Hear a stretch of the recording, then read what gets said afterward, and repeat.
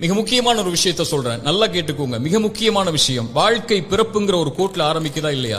அந்த பிறப்புங்கிற கோட்ல ஆரம்பிச்ச மாதிரியே மறுபடியும் மரணம்ங்கிற அதே கோட்ல வந்து முடியும். பிறக்கும் போது எப்படி ஒண்ணும் இல்லாம வந்தானோ அது போல மரணிக்கும் போதும் ஒண்ணுமே இல்லாம எல்லாத்தையும் விட்டுட்டு போயிருவான். அவனுடைய செல்வம், சொத்து, குடும்பம், குழந்தை எல்லாத்தையும் விட்டுட்டு ஒண்ணும் இல்லாம பிறந்தது மாதிரியே போய் சேர்ந்துருவான்.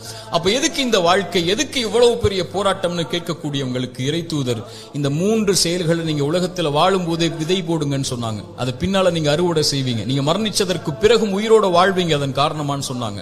அந்த 3 விஷயம் என்ன தெரியுமா? முதல் விஷயம், இறைவன் உங்களுக்கு செல்வம்னு ஒண்ணு கொடுப்பான். அது பிறருக்கு இந்த உலகத்திலேயே கொடுத்து உதவுங்க. அதன் மூலமாக ஒருவன் பலன் பெற்றிருந்தால், அதன் மூலமாக இன்னொருவன் பலன் பெற்றிருந்தால் அந்த தொடர் நன்மை உங்களுக்கு வந்தடையும்னு சொன்னாங்க. இரண்டாவது, இறைவன் உங்களுக்கு கல்வின்னு ஒண்ணு கற்றுக் கொடுப்பான். எதுவா இருந்தாலும் சரி, ஒரு எழுத்தா இருந்தாலும் சரி, அது பிறருக்கு பலன் பெற கற்றுக்கொடு. அதன் மூலமாக அவன் பலன் பெற்றிருந்தால், அதன் மூலமாக பலன் பெற்றிருந்தால் அந்த நன்மை வந்து சேரும்னாங்க. மூன்றாவது, இறைவன் உங்களுக்கு குழந்தை ஒன்று கொடுப்பான். கணவன் மனைவி நோக்கமே அதுதான். அந்த குழந்தையை நல்ல முறையில் வளர்த்தெடுத்து அந்த குழந்தை உங்களுக்காக பிரார்த்தனை செய்யும் அளவிற்கு நீங்கள் வளர்த்திருந்தால் அந்த குழந்தை செய்யக்கூடிய பிரார்த்தனைன்னு சொன்னாங்க. இந்த 3 விஷயத்தை யார் இந்த பூமியில் மரணிப்பதற்கு முன்னதாகவே உலகத்தில் விதை போடுவாரோ அவர் மரணித்ததற்கு பிறகும் அதை அறுவடை செய்து கொண்டு இந்த உலகத்தில் உயிர் வாழ்ந்து கொண்டே இருப்பார்.